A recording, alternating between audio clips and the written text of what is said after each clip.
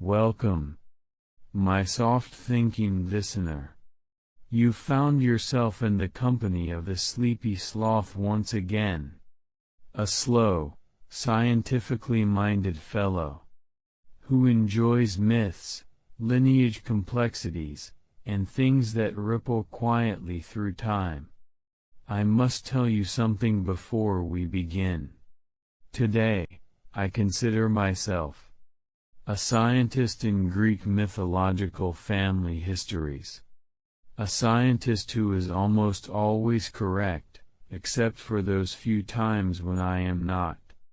But even then, I prefer to drift gently onward, rather than fuss over it. Because what truly matters is the information itself. Before I start, please, let me know.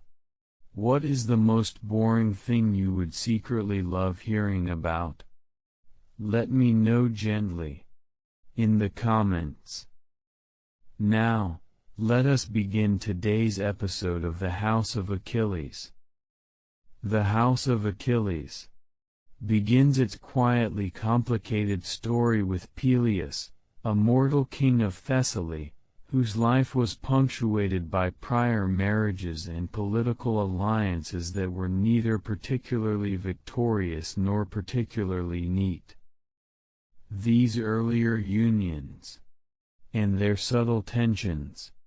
cast shadows over the upbringing of his son, Achilles, a child destined to tread the uneasy line between mortal and divine. Peleus' past, a slow unfolding of feuds, agreements, and minor grievances, contributed to a subtle environment of discomfort and cautious navigation, the type that whispers into the life of a young prince without causing an immediate storm. One might almost forget that in these small domestic ripples, the echoes of prior disputes had a hand in shaping Achilles' character, his responses to authority, and his eventual understanding of the broader curses and fortunes that would touch his family.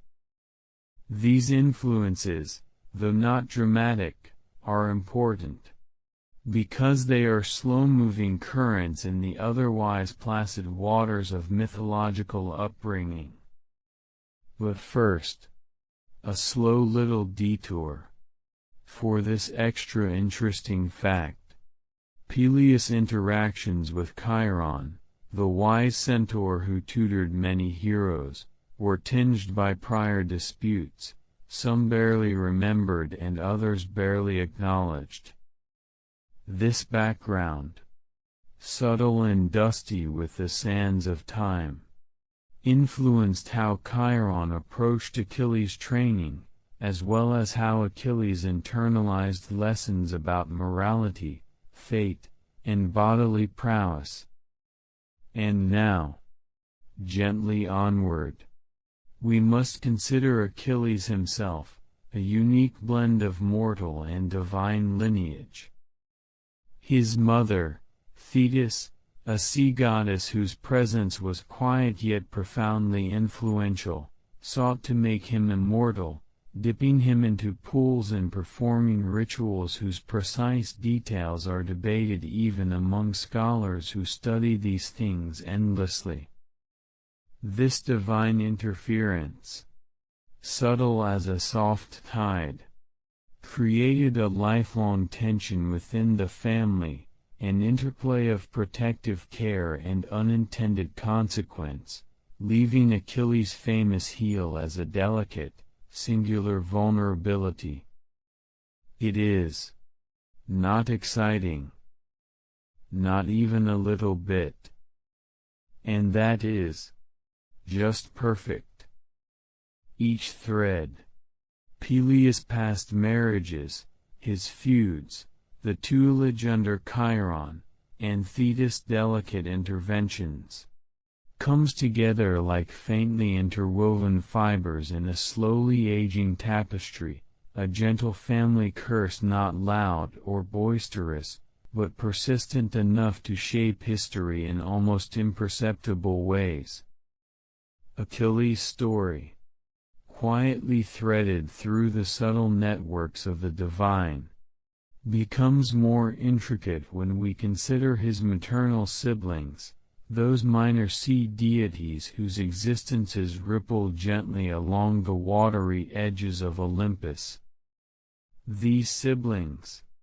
not frequently mentioned, not celebrated in grand tales,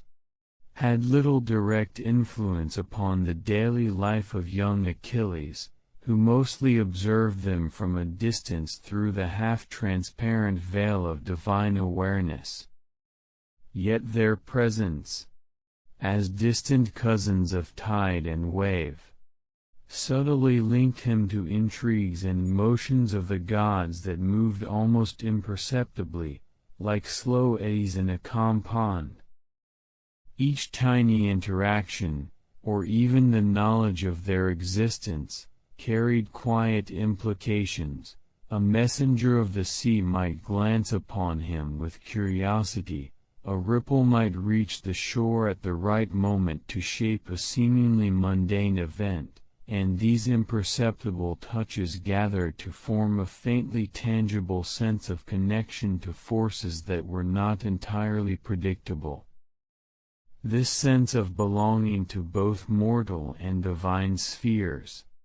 where one can never truly separate from the other,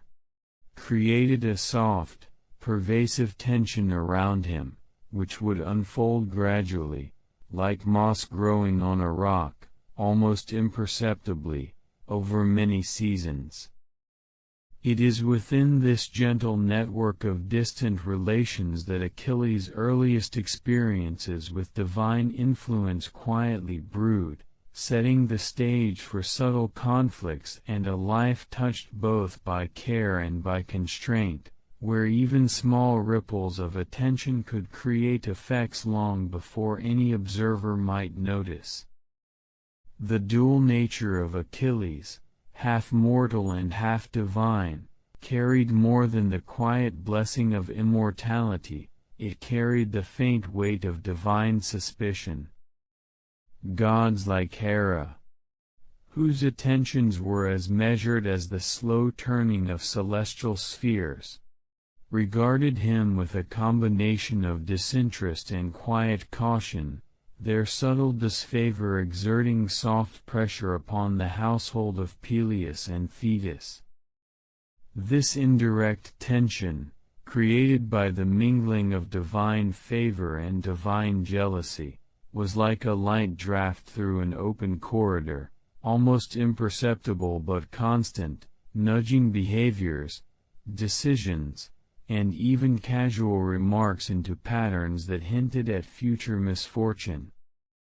Peleus and Thetis, aware or unaware, lived within these gentle undercurrents, where divine attention could be both protective and burdensome.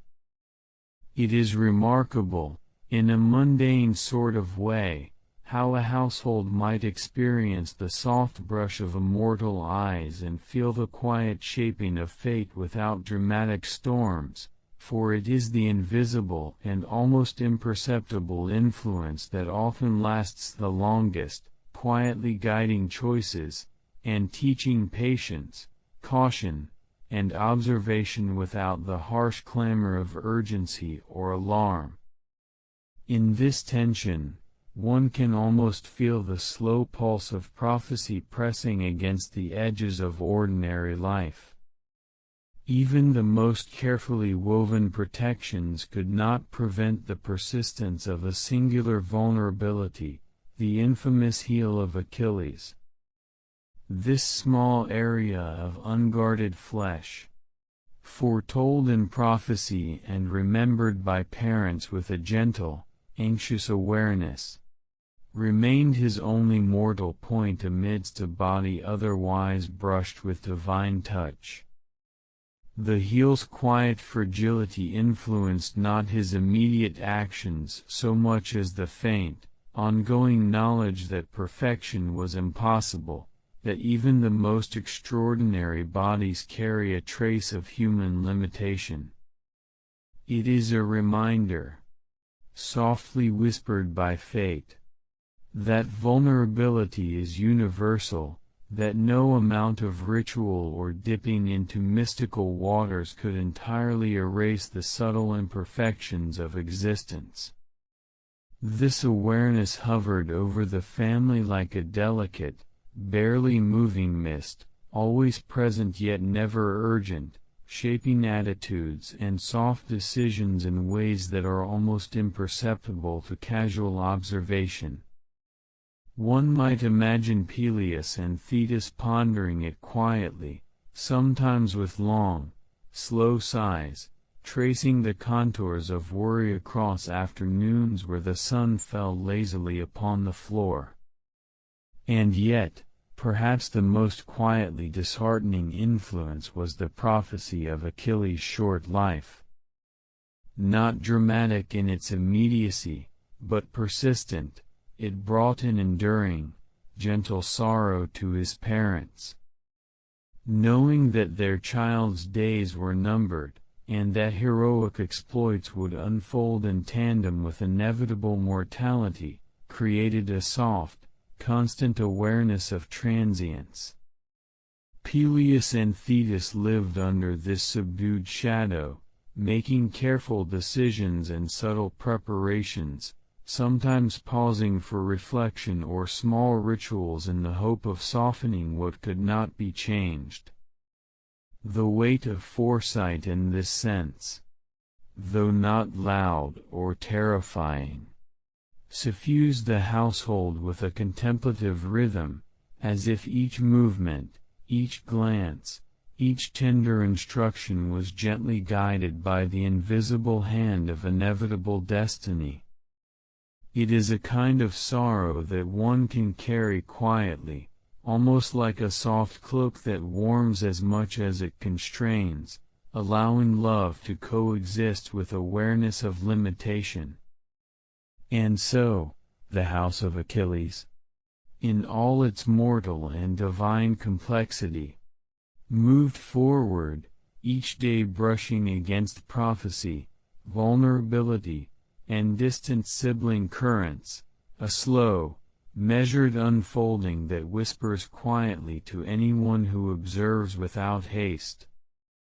Thetis, in her quiet diligence as a protective mother, often attempted to intervene in mortal affairs in ways both delicate and persistent, as though each gesture were a soft ripple across an otherwise still pond. Her interventions were not grand or flashy, but subtle, entangling minor strategies, gentle nudges, and whispered counsel aimed at preserving the well-being of Achilles, her son, whose mortal vulnerability remained a constant concern. These maternal actions, though tender in intent, caused small but noticeable disputes among the divine pantheon, for the gods are creatures of habit and hierarchy, sensitive to interference even when it is benign. Hera, for example, may have raised a quietly furrowed brow, observing Thetis' interventions with a sort of measured disapproval, while other deities, attending to their own slowly turning spheres of influence, noticed these micro-adjustments as slight perturbations in the otherwise predictable flow of mortal events. It is remarkable, in a profoundly mundane way, how even a mother's well-meaning involvement could create ripples of tension extending from Olympus itself down into the household of Peleus, shaping the daily rhythms and the subtle, almost imperceptible anxieties of a mortal family caught in the soft orbit of divine oversight. Each attempt at protection was like a feather floating against a gentle breeze, touching lightly and causing minor oscillations that spread slowly, affecting interactions and perceptions long before any overt consequence was seen. Achilles himself, in his early encounters with battle, displayed an initial reluctance to engage, which, while perhaps rational from a private, introspective perspective, caused noticeable disruptions in Greek morale. The subtleties of this hesitation were far-reaching, affecting not just the soldiers at his side but also the extended kinship networks that relied upon the cohesion of martial effort. Peleus' household, and by extension many related families and alliances, experienced a quiet tension as word of his refusal spread, each ripple of an action slowly bending the expectations and calculations of leaders and subordinates alike. The absence of Achilles' immediate participation was not a dramatic calamity, but a persistent, understated pressure on morale that shaped campaigns and quietly underscored the fragile interdependence of households tied together by blood, honor, and shared responsibility.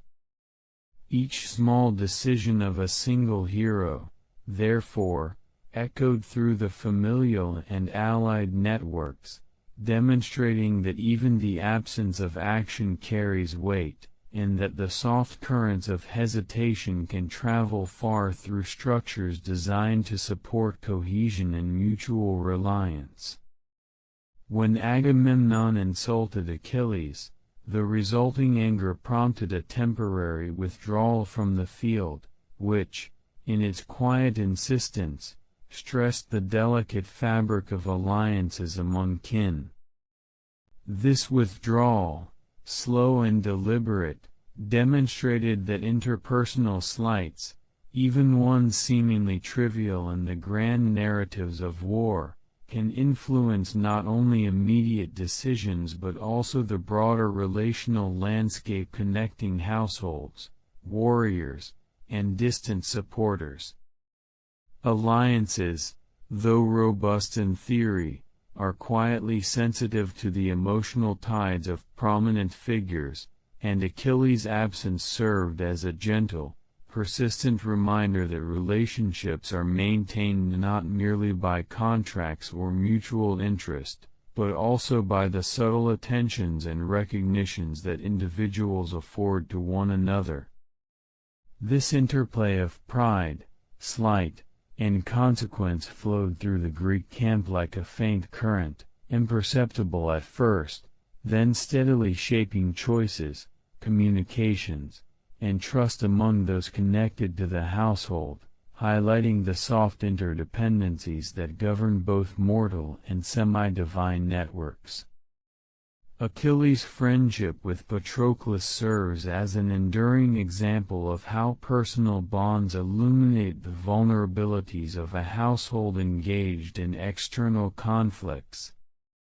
Patroclus' presence offered companionship and counsel, but also revealed the degree to which the household's stability was intertwined with external events and the fates of individuals outside the immediate family circle.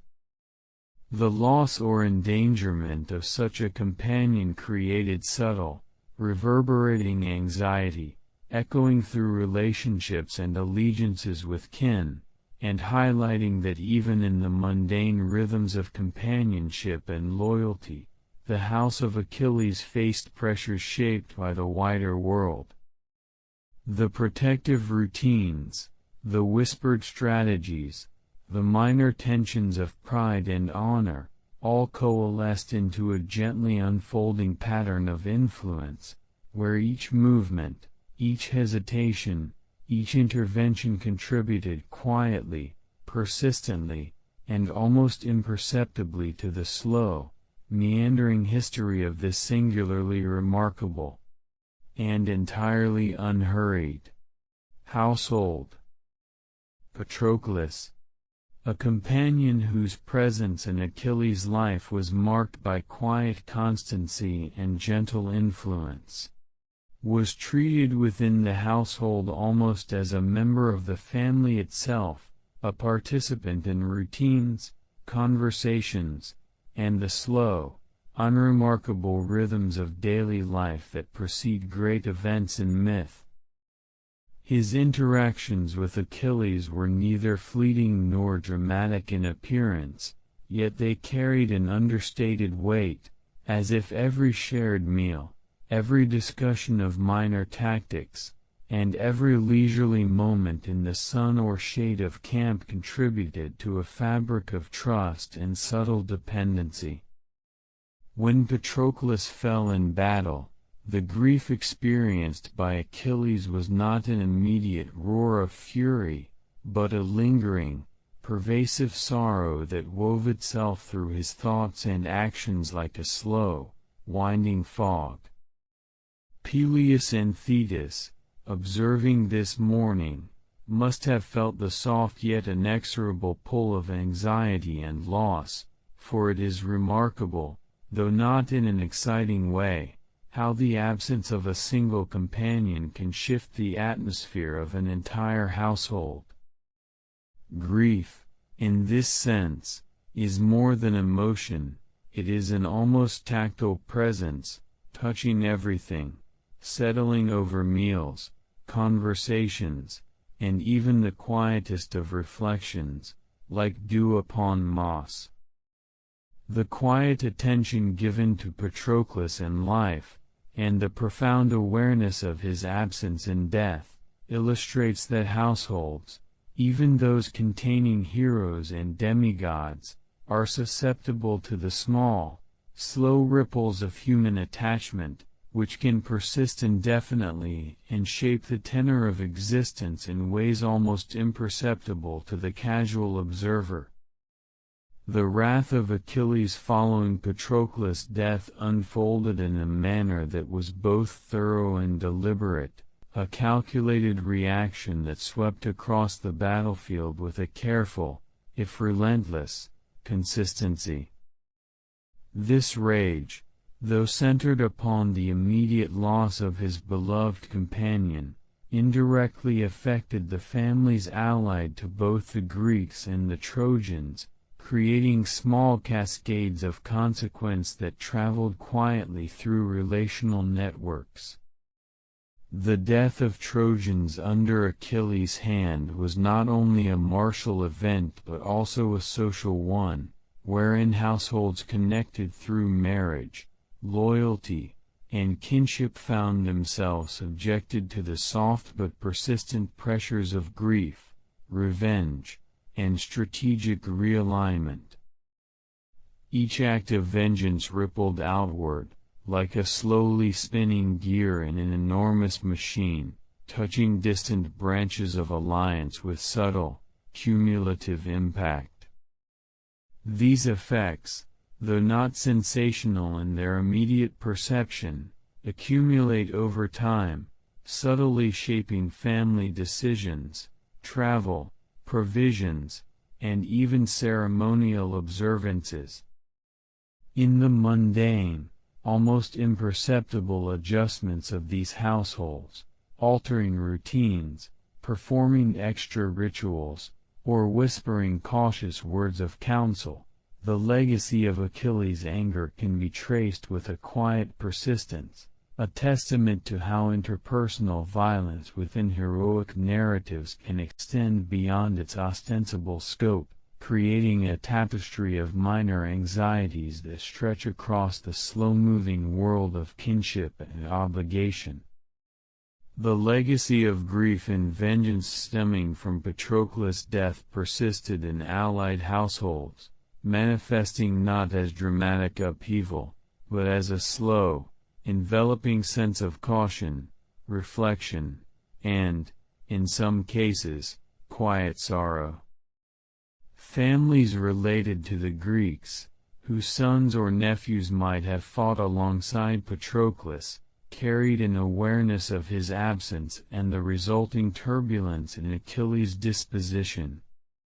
These households, while continuing their routines of daily life, preparing food, maintaining dwellings, and observing the small rituals that stabilize domestic life, experienced subtle changes in decision-making and priority, adjustments made almost unconsciously, guided by the faint presence of prior trauma. This persistence of influence, stretching like a shadow across time, demonstrates the quiet endurance of emotional and social consequences, which may be slow to manifest but are relentless in their capacity to shape behaviors and interactions. Even without direct contact, the resonance of Patroclus' death continued to touch those who were connected by ties of kinship and loyalty, a gentle reminder that human, or semi-divine, relationships carry consequences that extend far beyond immediate perception, slowly winding through the intricate lattice of connection that defines households and alliances. Achilles' killing of Hector, a moment described in epic narratives with varying degrees of emphasis, created the destruction of Hector's household, including the infant Astyanax, who represents the quiet continuation of a family line abruptly halted. The act, while singular in its immediate execution, had profound, lingering effects on the relational networks of Troy and its allies, producing waves of grief and strategic recalibration. Hector's family, once carefully tending their domestic rhythms and minor affairs, was suddenly engulfed in loss, their routines fractured, their futures irreversibly altered. The death of Astyanax removed a potential heir, subtly reshaping the lineage calculations of surviving relatives, neighbors, and allied households, while the lingering memory of Hector's demise influenced ceremonies, mourning practices, and the careful management of remaining resources. In this soft, almost imperceptible way, Achilles' actions, though motivated by personal vengeance and martial necessity, created cascading consequences, a gentle, pervasive reshaping of domestic and communal life that illustrates the slow, unfolding effects of heroism, grief, and retribution on households, both mortal and allied. Achilles' initial refusal to bury Hector, a matter of ritual and respect that might seem minor to those distant from the battlefield, created a series of consequences that extended quietly but persistently into the realm of divine observation and family honor. In Greek custom, the proper interment of the dead was not merely an act of courtesy, it was a slow, sacred duty, observed with precise attention to ritual and timing, and imbued with a significance that the gods themselves could not ignore. By withholding this final courtesy, Achilles invoked subtle admonishment from deities who monitored human conduct with a careful, almost imperceptible vigilance. The soft tension this created around Peleus' household and the broader kinship network was not violent in sound, but persistent in effect, as divine attention, whether expressed through omens, minor misfortunes, or gentle reminders of proper conduct, trickled down into mortal awareness, influencing decisions, behaviors, and the cautious navigation of honor. In this way, a single act, or even a refusal, became a conduit for subtle lessons about propriety, duty, and the slow accumulation of reputation, reminding families that the observation of rituals and the maintenance of respect for enemies, even in their absence, shapes the quiet rhythm of communal and familial life. The admonishments themselves were rarely abrupt or loud, but like soft ripples across a still pond, their effects were pervasive, shaping perceptions, interactions, and a careful balance of honor within the household and among allied families. It is within these imperceptible waves that one sees how actions that seem small can carry persistent weight, echoing through the quiet corridors of legacy and kinship, where the tender oversight of gods and the mindful awareness of humans intermingle in slow, deliberate ways. Gods were attentive to the ethics and rhythms of heroically inflected households.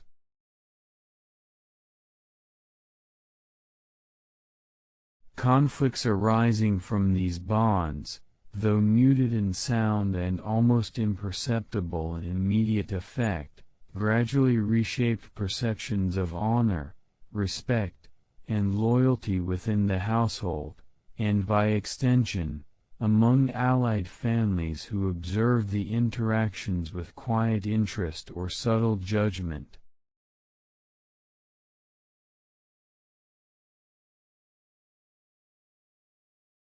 The divine intervention prompted by these tensions functioned not as abrupt punishment, but as persistent reminders, layered upon the family's existing burdens of fame and sorrow, gently guiding the household's decisions, modifying routines, and influencing behavior in ways that were almost imperceptible, yet inexorably present over the long course of time.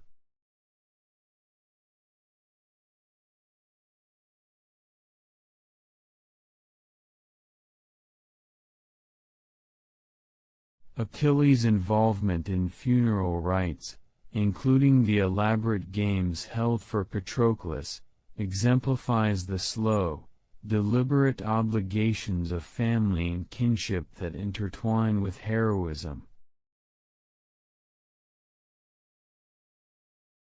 Each act, the careful arrangement of chariot races, the precise division of spoils, the detailed attention to ritual observances, required meticulous coordination among various household members and allied families, some of whom traveled long distances and adjusted their own domestic rhythms to participate appropriately.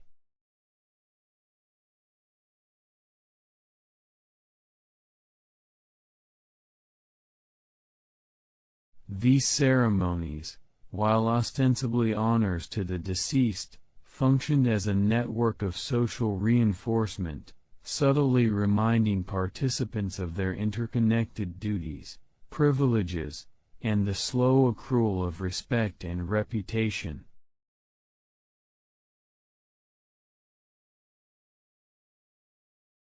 The chariot races, foot races, and contests of skill were not merely spectacle but carefully timed events, each governed by custom and expectation, and their successful execution demanded attention to order, hierarchy, and fairness.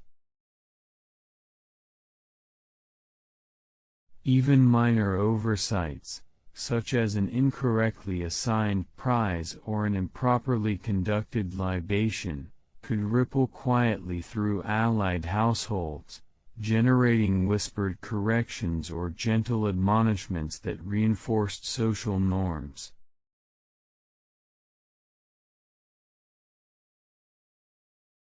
The household's engagement in these rites was measured, deliberate, and highly structured, creating a rhythm that extended beyond grief into careful management of legacy and social expectation, allowing both mortal and semi-divine participants to observe, reflect, and slowly internalize the intricate network of honor, duty, and relational interdependence that defines heroic families.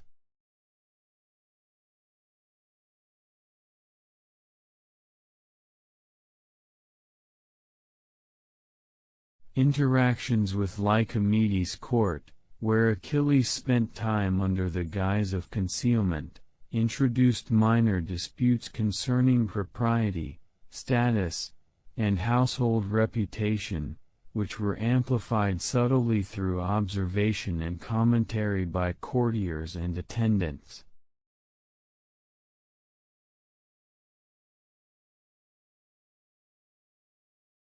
These incidents, though subtle and easily overlooked, involved careful negotiation of titles, seating arrangements, and perceived responsibilities in daily court life, as the presence of a semi-divine hero unsettled ordinary expectations and required adjustments by both hosts and guests.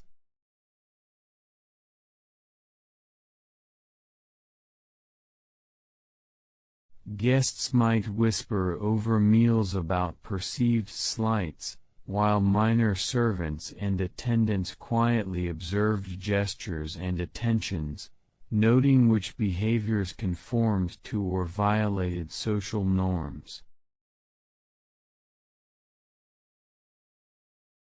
These small tensions, accumulating slowly over weeks or months, carried forward into subsequent perceptions of Achilles' household, influencing how allied families approached interactions, marriage negotiations, or ceremonial participation.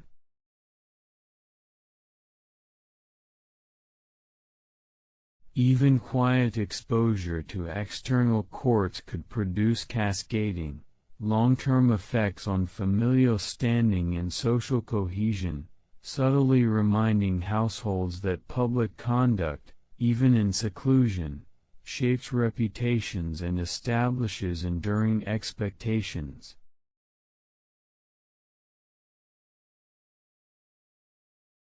The interplay of concealment, observation, and social negotiation created an environment in which minor slights or inadvertent displays of status could echo softly across distant networks, ensuring that the delicate reputation of a heroic household remained carefully maintained, observed, and perpetually adjusted according to nuanced social codes.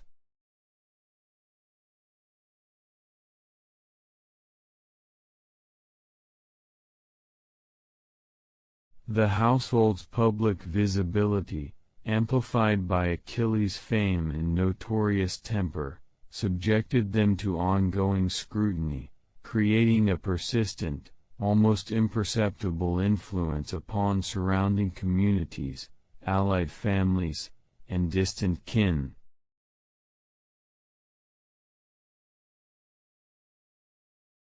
The perception of heroic wrath, however measured in narrative, generated minor social consequences. Neighbors adjusted their schedules, allies modified resource allocation, and distant relatives altered ceremonial observances to avoid perceived disrespect or tension.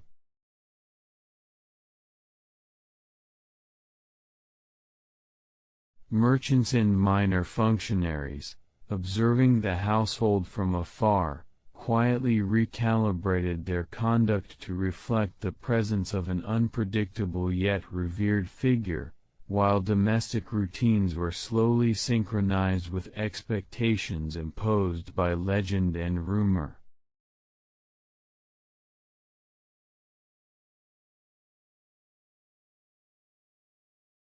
The household itself, aware of its amplified visibility, enacted careful measures to preserve honor, such as emphasizing ritual compliance, hosting proper ceremonies, and publicly observing customary codes of behavior, all while managing internal emotions and intergenerational relationships.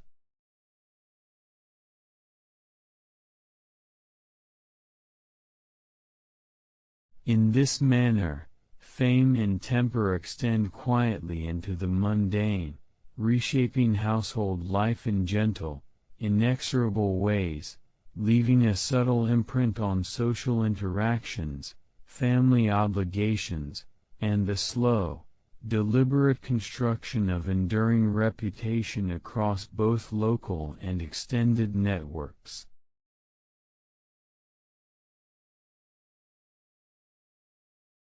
Achilles' choice to pursue war glory rather than seek safety, though often recounted as a hallmark of heroic ambition, wrought a slow, persistent layer of grief to Peleus and Thetis that is less frequently considered in detail.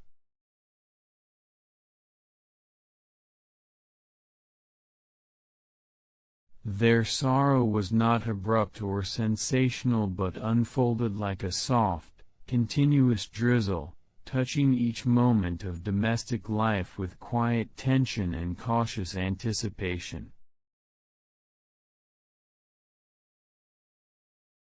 Peleus, who had already endured the subtle strains of prior marriages, feuds, and mortal responsibilities, now faced the additional burden of observing his son engage in prolonged campaigns with the knowledge that danger was constant and unavoidable.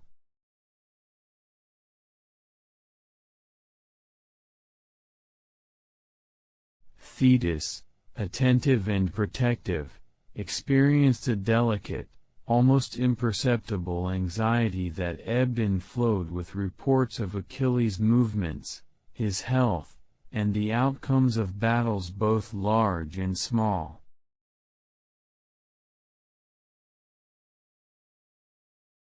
Each skirmish, each measured engagement with enemy forces, each small act of bravery or restraint, accumulated into a rhythm of anticipatory grief, a quietly insistent awareness that heroic deeds exacted a toll not only upon the participant but upon the family and household who remained behind.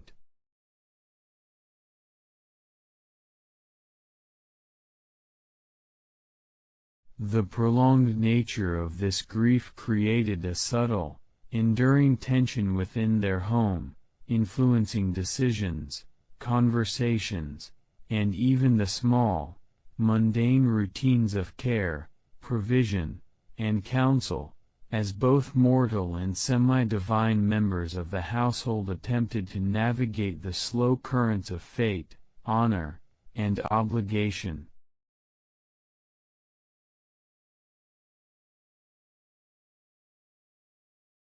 The pursuit of glory, as carefully chronicled in epic narratives, is therefore inseparable from the quiet, persistent weight it casts upon those closest to the hero, a soft but inescapable reminder that the choices of one can ripple gently yet inexorably through the lives of others, shaping moods, expectations, and the very texture of daily existence.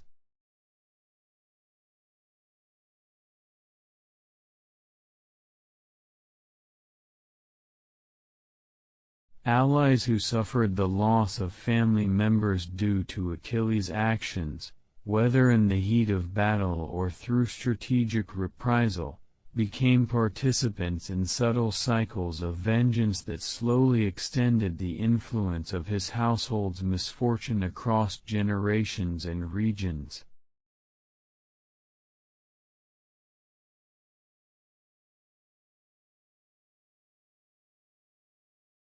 These cycles did not explode suddenly into open confrontation but rather manifested as small, persistent tensions, whispered discussions at gatherings, minor adjustments to alliances, and carefully measured responses to perceived slights or responsibilities.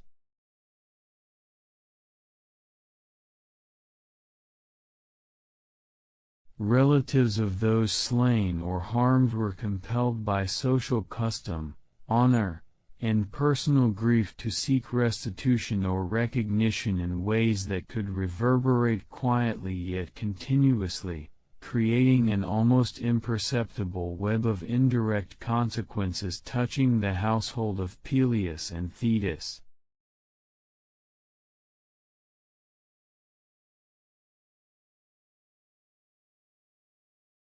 The interlinked networks of Greek families, bound by kinship, political obligation, and proximity, became channels for these subtle pressures, demonstrating that even measured acts of heroic violence extend far beyond immediate tactical outcomes, influencing domestic decisions, ritual practices, and marital arrangements, all while weaving a slow, persistent tapestry of cause and effect that connects multiple households in shared but muted grief.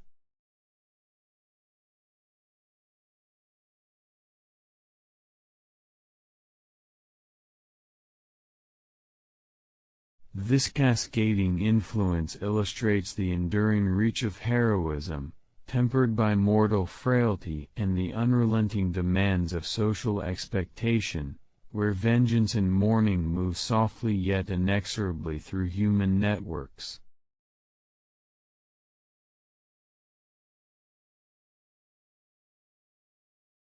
Thetis' protective interventions against mortal threats created ongoing tension between her divine obligations and the household's human concerns, forming a quiet friction that persisted throughout Achilles' upbringing and campaigns.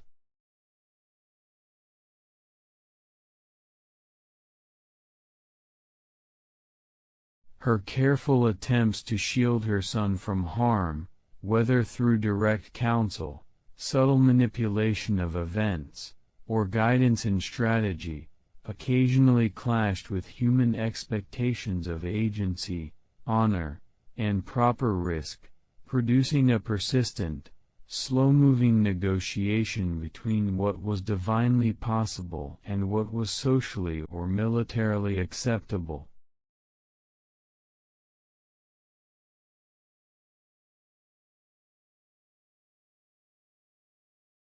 These interventions, while motivated by maternal care, illuminated the soft but insistent friction that occurs when divine action intersects with mortal responsibility, subtly shaping decisions, attitudes, and even perceptions of household propriety over time.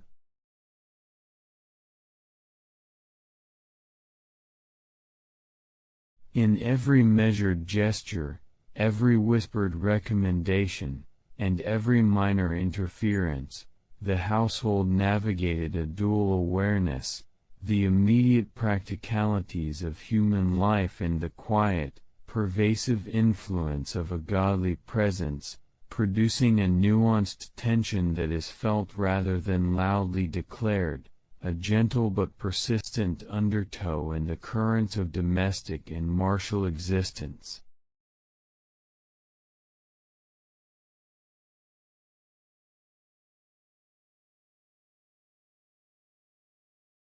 Prophecies foretelling the eventual fall of Troy entwined the household of Achilles with ongoing cycles of divine mortal consequences, establishing a quiet but persistent pattern of fate that influenced decisions and behaviors across multiple generations.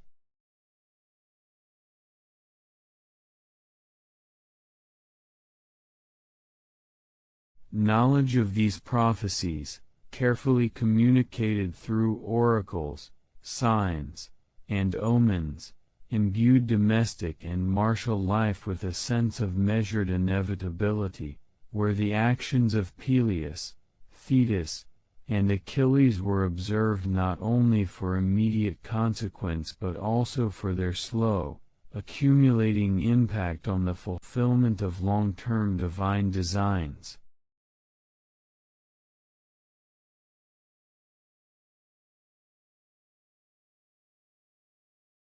Each decision, whether to fight, retreat, negotiate, or grieve, was framed by an awareness of prophecy, producing subtle adjustments to daily routines, ritual compliance, and household priorities.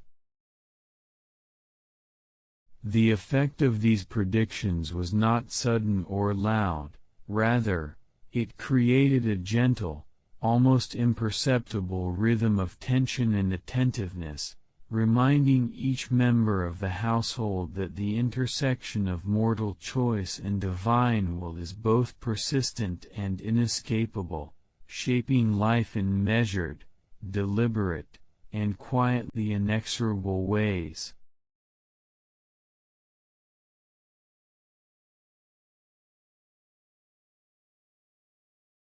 Achilles' participation in duels outside of Troy, which might initially appear as isolated episodes of heroism or contest, subtly extended the misfortunes experienced by his household in ways that were almost imperceptible yet persistent over time.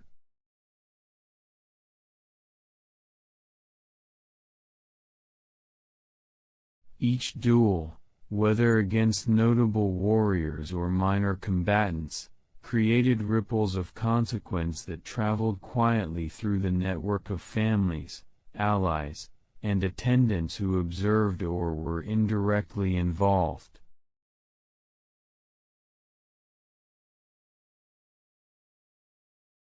These confrontations required preparation, coordination, and attention not only from Achilles but also from household members tasked with provisioning, planning, and supporting his martial endeavors.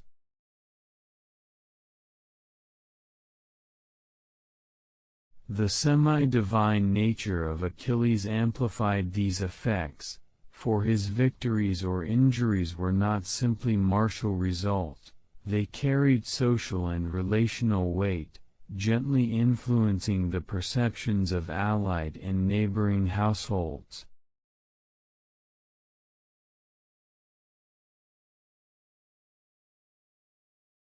Families connected through kinship, marriage, or political alliance found themselves adjusting routines, mediating tensions, or providing care in anticipation of the outcome of each duel, a slow, ongoing cascade of subtle obligations.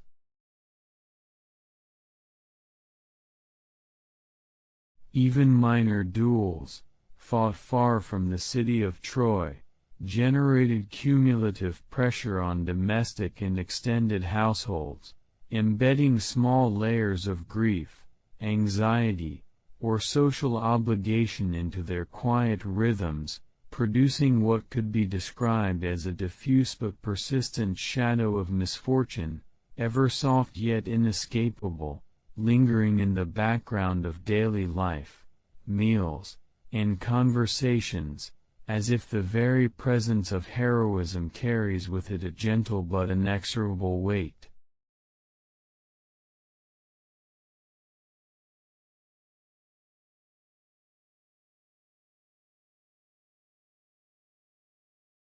The influence of Achilles on the Greek army, while often framed as a matter of strategy and morale, created indirect consequences that extended into the domestic lives of allied kings and their households.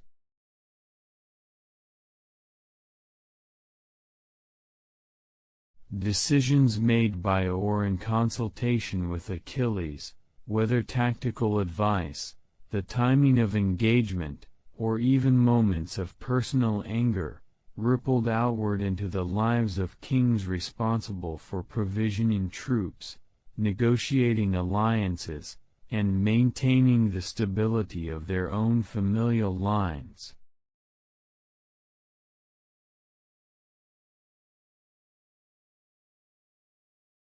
These indirect consequences, which might include unexpected deaths of kin, adjustments to inheritance or succession, or modifications to ceremonial duties, accumulated slowly over the duration of the campaign, touching households far removed from immediate battlefields.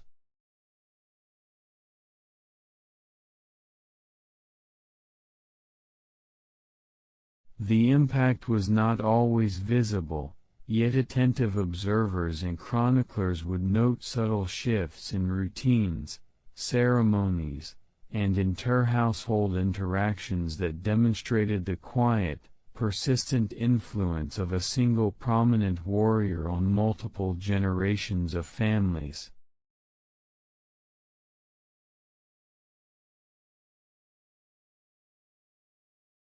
In this way, heroism functioned not merely as spectacle but as a force of social and domestic reconfiguration, producing small, ongoing adjustments that extend the ripple of grief, obligation, and attention into spheres often ignored in grand narrative.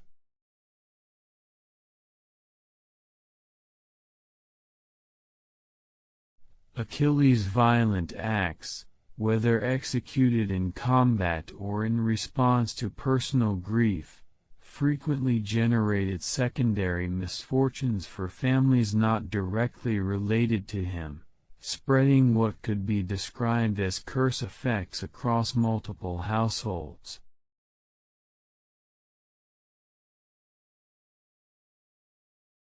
The loss of minor warriors, often young men connected through tenuous alliances or regional obligations, meant that households experienced absences that subtly altered inheritance patterns, labor distribution, and ceremonial responsibilities.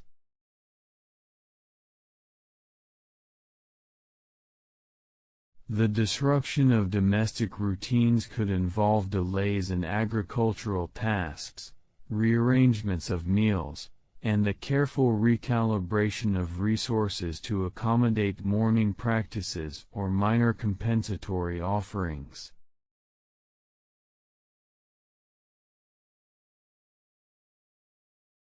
Ritual observances, ranging from libations to formal rites commemorating the dead, required participation by neighboring families and allied households, drawing attention to social expectations and interlinked obligations.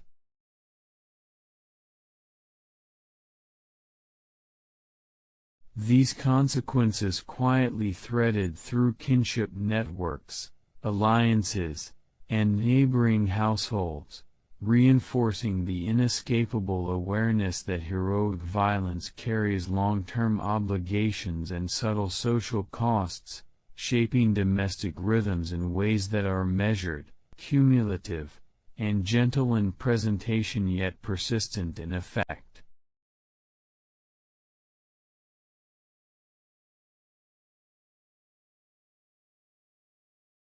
The pervasive nature of these secondary misfortunes demonstrates how heroic action is never isolated, rather, it extends quietly across geographic and social space, influencing the behaviors, priorities, and domestic structures of those who might otherwise seem unrelated to the initial act, embedding soft but enduring layers of consequence within the rhythm of everyday life, where grief, attention, and social expectation mingle imperceptibly, much like mist settling over a quiet forest in early morning, unnoticed but ever present.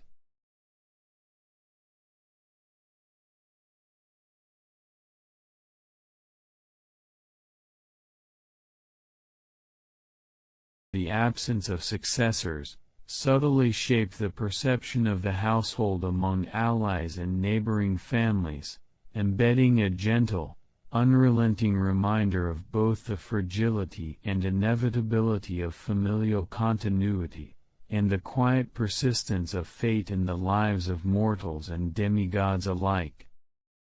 The extinction of the male line also influenced ritual observances, as certain rites and sacrifices customarily performed by direct descendants could no longer be fulfilled in the usual manner, requiring distant relatives, allied families, or attendants to assume roles otherwise intended for heirs.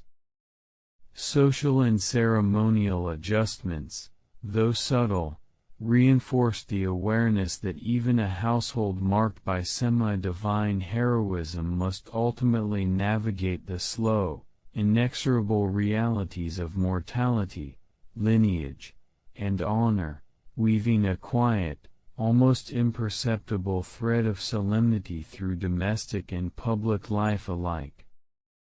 The funeral games held for Achilles, which followed the customary observances of Greek heroic practice, became more than mere commemorations of a fallen warrior. They functioned as ongoing obligations and subtle competitions among allied families.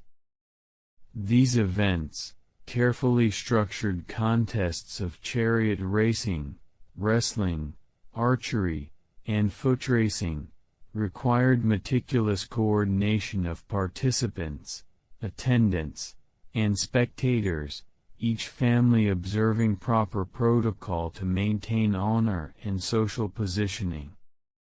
The allocation of prizes, often including fine weapons, armor, or ceremonial garments, was not random but carefully adjudicated according to rank, achievement, and prior arrangements, ensuring that each act of recognition reinforced the delicate hierarchy of inter-household relations.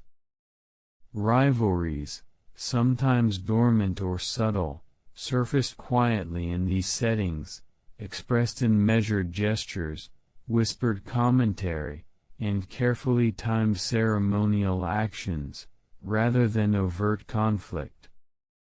These ongoing obligations, requiring the presence, attention, and sometimes resources of multiple allied families, linked the House of Achilles to a slow, enduring rhythm of expectation and accountability, as households adjusted domestic routines, agricultural timing, and ceremonial preparations to accommodate participation.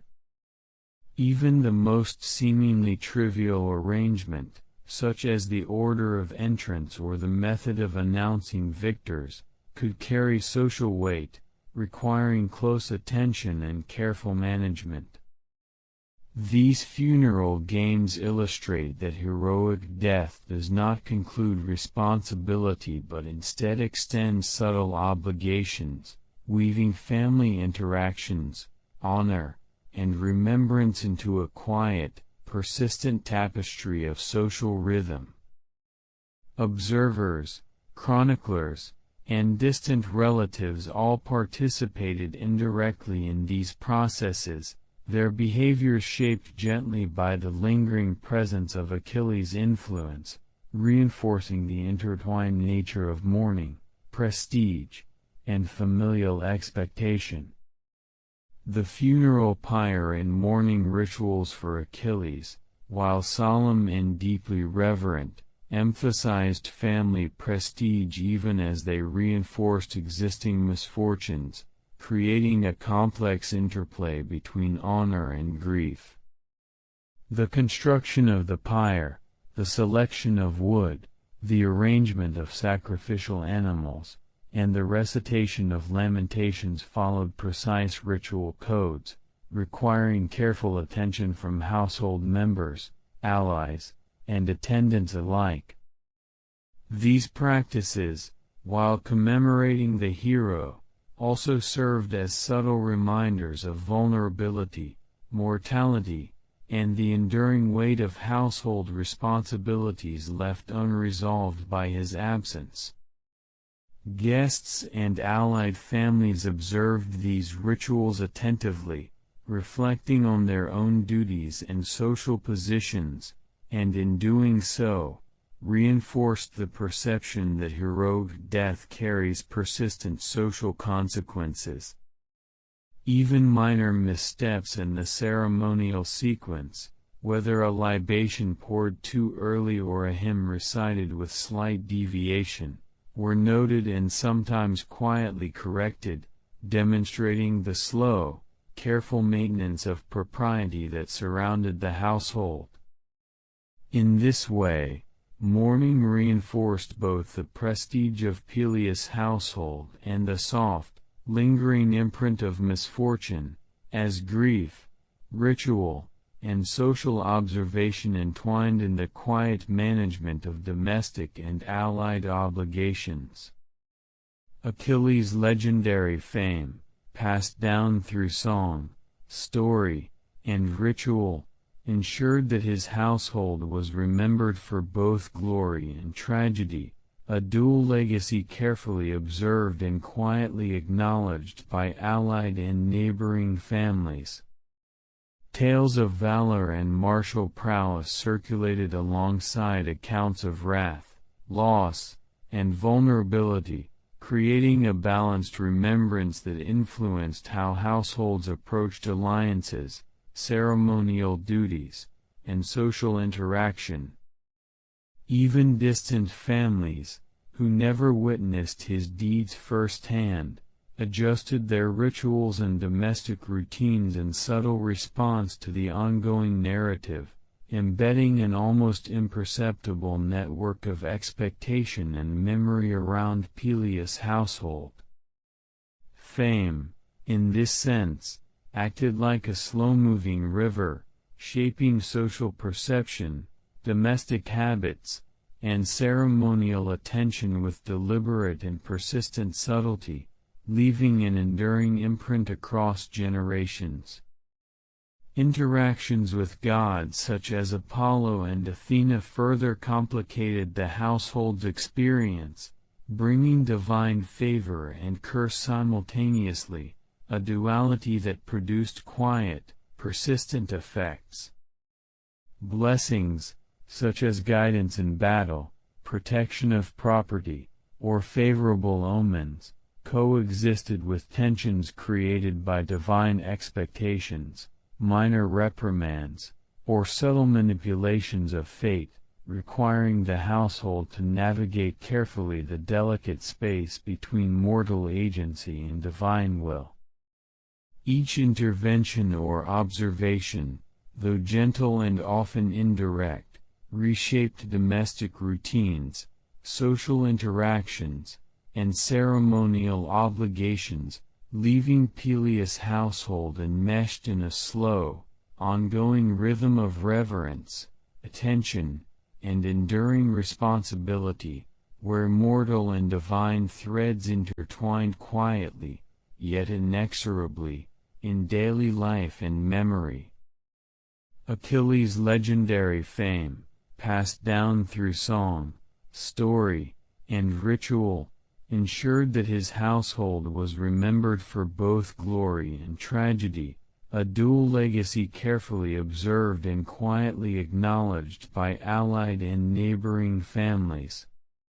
Tales of valor and martial prowess circulated alongside accounts of wrath, loss, and vulnerability, creating a balanced remembrance that influenced how households approached alliances, ceremonial duties, and social interaction.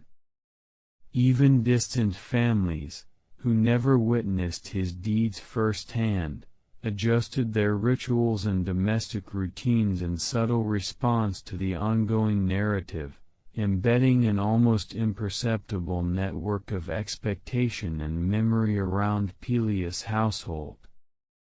Fame, in this sense, acted like a slow-moving river, shaping social perception, domestic habits, and ceremonial attention with deliberate and persistent subtlety, leaving an enduring imprint across generations.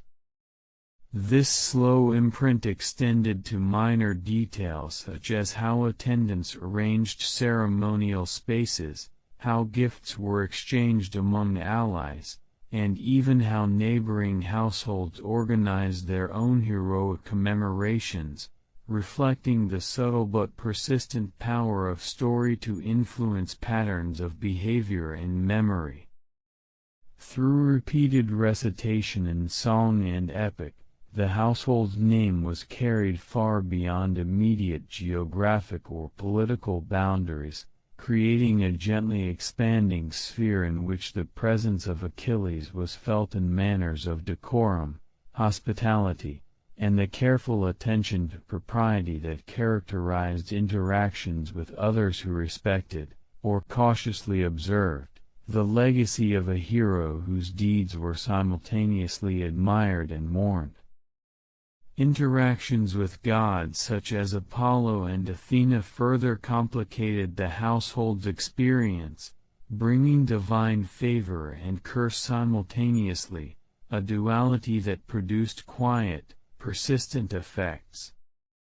Blessings, such as guidance in battle, protection of property, or favorable omens, coexisted with tensions created by divine expectations, minor reprimands, or subtle manipulations of fate, requiring the household to navigate carefully the delicate space between mortal agency and divine will.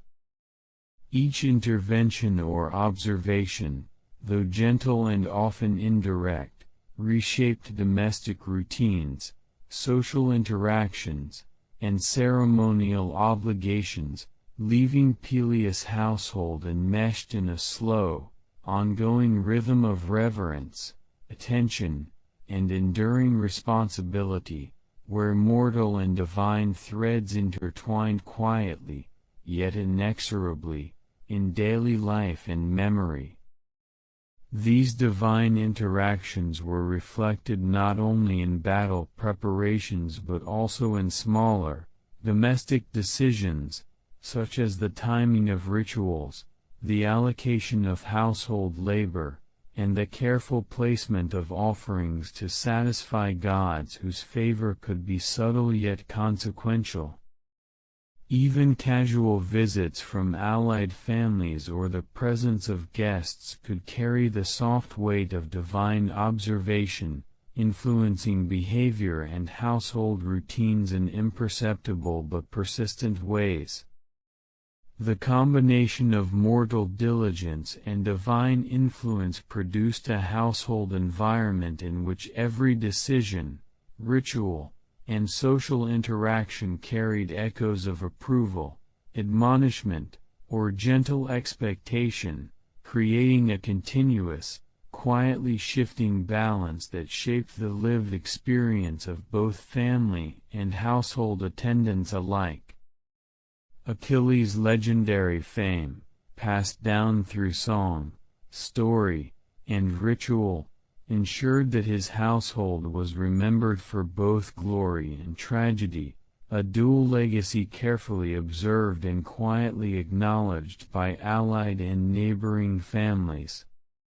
Tales of valor and martial prowess circulated alongside accounts of wrath, loss, and vulnerability, creating a balanced remembrance that influenced how households approached alliances, ceremonial duties, and social interaction.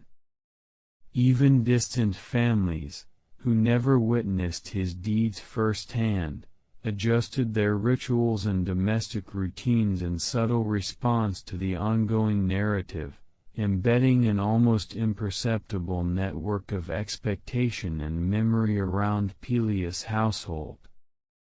Fame, in this sense, acted like a slow-moving river, shaping social perception, domestic habits, and ceremonial attention with deliberate and persistent subtlety, leaving an enduring imprint across generations. This slow imprint extended to minor details such as how attendants arranged ceremonial spaces, how gifts were exchanged among allies, and even how neighboring households organized their own heroic commemorations, reflecting the subtle but persistent power of story to influence patterns of behavior and memory. Through repeated recitation in song and epic, the household's name was carried far beyond immediate geographic or political boundaries, creating a gently expanding sphere in which the presence of Achilles was felt in manners of decorum, hospitality, and the careful attention to propriety that characterized interactions with others who respected, or cautiously observed, the legacy of a hero whose deeds were simultaneously admired and mourned. Interactions with gods such as Apollo and Athena further complicated the household's experience, bringing divine favor and curse simultaneously, a duality that produced quiet, persistent effects. Blessings, such as guidance in battle, protection of property, or favorable omens, coexisted with tensions created by divine expectations, minor reprimands, or subtle manipulations of fate, requiring the household to navigate carefully the delicate space between mortal agency and divine will. Each intervention or observation, though gentle and often indirect, reshaped domestic routines, social interactions, and ceremonial obligations, leaving Peleus' household enmeshed in a slow, ongoing rhythm of reverence, attention, and enduring responsibility, where mortal and divine threads intertwined quietly, yet inexorably, in daily life and memory. These divine interactions extended not only to battle preparations but also to subtle domestic decisions, such as the timing of rituals, the allocation of household labor, and the careful placement of offerings, each action softly echoing the presence of gods whose favor could be imperceptible yet consequential. Even casual visits from allied families or the simple presence of guests could carry the soft weight of divine observation, influencing behavior and routines in ways both subtle and persistent. The combination of mortal diligence and divine attention created a household atmosphere in which every choice, ritual, and social gesture resonated with faint echoes of approval, gentle admonishment, or quiet expectation, forming a continuous, slowly shifting balance that shaped the lived experience of family members and attendants alike. And you may not care about any of this. And that is completely fine. Because in this slow, soft unraveling, every detail exists to soothe, to allow your mind to drift, ever so gently, through a quiet corridor of history, lined with barely perceptible shadows of divine and mortal influence, where every whisper of obligation and every muted echo of heroism settles into the calm rhythm of memory, carrying you softly toward sleep. If your eyes are closed, if your thoughts are drifting, then my job here is done for today. Thank you for spending this unremarkable moment with me. You have listened to The Sleepy Sloth, where uninteresting things become the softest lullabies.